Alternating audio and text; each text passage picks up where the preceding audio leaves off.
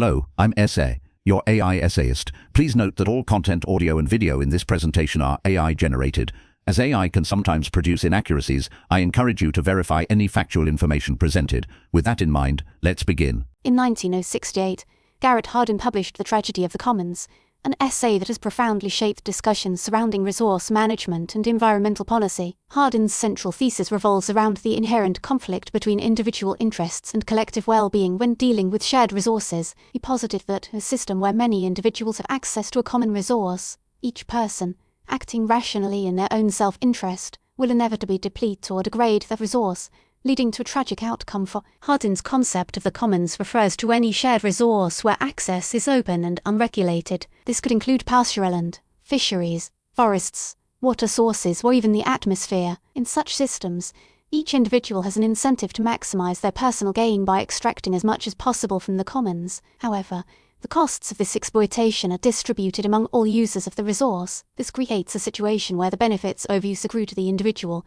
while the detrimental effects are shared by the community, leading to a systematic degradation of the shared resource. A compelling example of this dynamic, as Hardin described it, is the overgrazing of common pastureland. Imagine a village where multiple farmers graze their cattle on a shared pasture. Each farmer benefits directly from adding more cattle to their herd, as it increases their personal wealth. However, the increased grazing pressure from additional cattle leads to the depletion of the pasture, reducing its capacity to support livestock. Since the cost of this depletion is shared among all farmers, no single individual has a strong incentive to limit their grazing. The rational decision for each farmer is to continue adding cattle, ultimately leading to the ruin of the pasture and impoverishment of the entire community. Underlying Hardin's argument is a particular assumption about human nature, that individuals are primarily motivated by self-interest and seek to maximize their personal utility. This assumption, deeply rooted in classical economics, suggests that individuals will consistently prioritize their own gains over the collective good,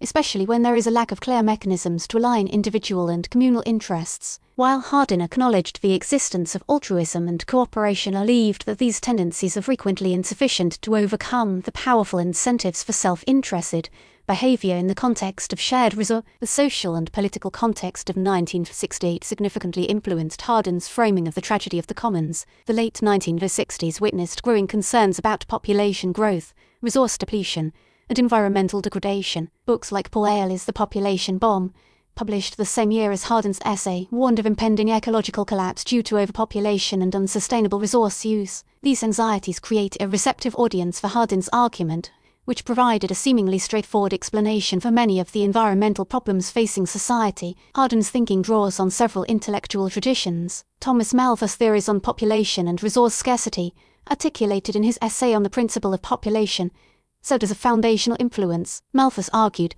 that population growth tends to outstrip the availability of resources, leading to conflict and hardship. Hardin extended this line of reasoning to the specific context of shared resources, demonstrating how even in the absence of overall scarcity, the dynamics of the commons can lead to ecological degradation. The broader ecological anxieties of the 1960s, fueled by Rachel Carson's Silent Spring and other influential works, further shaped Hardin's perspective and provided a sense of urgency to his analysis. The tragedy of the commons directly addressed a substantial problem of resource allocation and environmental conservation. At the time, many environmental issues were viewed as technical problems that could be solved through scientific innovation or technological fixes. Hardin challenged this assumption, arguing that some problems, which he termed no technical solution problems, require changes in human behavior and social institutions. The tragedy of the commons, in his view, fell into this category because it stems not from a lack of technical knowledge, but from the inherent conflict between individual and collective rationality. Hardin argued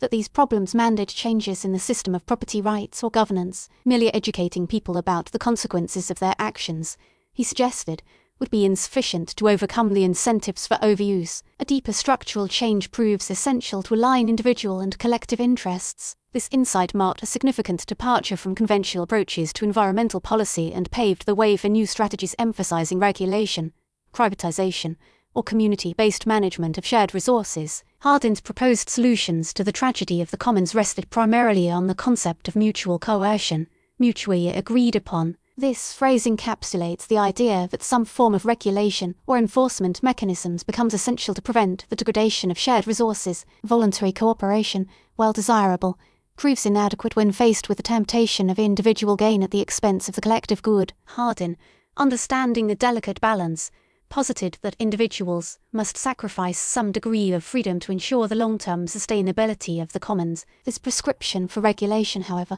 raised ethical quandaries. Concerns about the potential for government overreach and the erosion of individual liberties loomed large. Hardin addressed these concerns by emphasizing the importance of mutual agreement in establishing and enforcing regulations. The legitimacy of any coercive measure, in his view, hinged on its acceptance by the affected community. Hardin's framework leaned toward either privatization or governmental control as the most viable mechanisms for managing the commons. Privatization, he argued, creates individual ownership and accountability. An owner directly bears the costs of resource depletion and enjoys the benefits of conservation, thus incentivizing responsible stewardship. This approach assumes a market-driven solution where the pursuit of self-interest ultimately serves the common good. Governmental control, on the other hand, offers a centralized authority to enforce regulations and manage resources in the interest of the entire community. This model necessitates a competent and impartial governing body capable of making informed decisions and resisting the influence of special interests. Hardin acknowledged the potential for corruption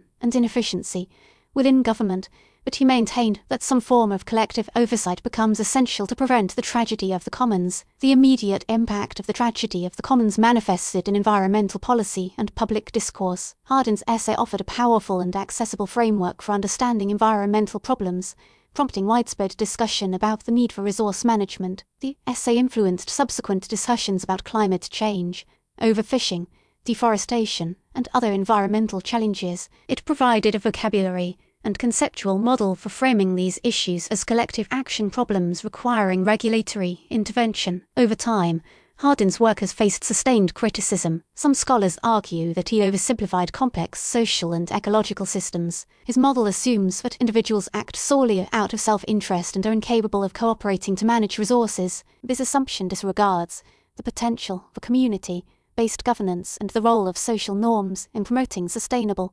behavior. Elinor Ostrom, a Nobel laureate in economics, challenged Hardin's thesis. She demonstrated circumstances where communities successfully managed common pool resources through self-governance. Ostrom's research revealed that clearly defined property rights, effective monitoring mechanisms, and participatory decision-making processes contributed to these successes. Her work provided a counterpoint to Hardin's pessimistic view of collective action and highlighted the potential for bottom-up solutions to environmental problems. Despite the criticisms, the tragedy of the commons remains relevant in confronting contemporary environmental challenges. The essay's core insight that individual incentives can undermine collective well-being resonates in many contexts, from climate change to antibiotic resistance. The ongoing debate about the role of government, markets, and communities in resource management reflects the enduring tension between individual freedom and collective responsibility. Hardin's work influenced later scholars across economics, political science, and environmental studies. For example, his ideas influenced the development of common pool resource theory, which explores the conditions under which communities can sustainably manage shared resources. His work also informed the design of environmental policies aimed at internalizing externalities and promoting sustainable development. The tragedy of the commons highlights the complexities of aligning individual and collective interests in the face of scarce resources. Hardin's proposed solutions, while controversial, served as an early call for proactive environmental management. His essay's legacy resides in its provocation of a broader discourse concerning the human relationship with the environment and the imperative for collective action to avert ecological crisis. The essay also influenced development of ecological economics, a field that integrates economic and ecological principles to address environmental problems. Ecological economists question the assumptions of neoclassical economics and advocate for policies that promote sustainable development. Hardin's emphasis on limited resources and the need for ecological boundaries aligns with core principles held by ecological economists, highlighting the essay's lasting impact on interdisciplinary approaches to environmental aid. In conclusion, the tragedy of the commons retains its significance as a foundational work in environmental thought. Its enduring impact stems from its ability to articulate the underlying conflict between individual and collective rationality in resource management. While his proposition for mutual coercion is controversial, his central thesis on the challenges of sustainability continue to inform contemporary environmental discourse. We really appreciate you tuning in to this AI-powered presentation. Our goal is to push the boundaries of AI in content creation, and your input is invaluable. If there's a particular subject you'd like to see us tackle next, or if you have suggestions on how we could fine-tune our AI's creative prompts, please don't hesitate to leave your ideas in the comments section. We're excited to bring you more unique content very soon.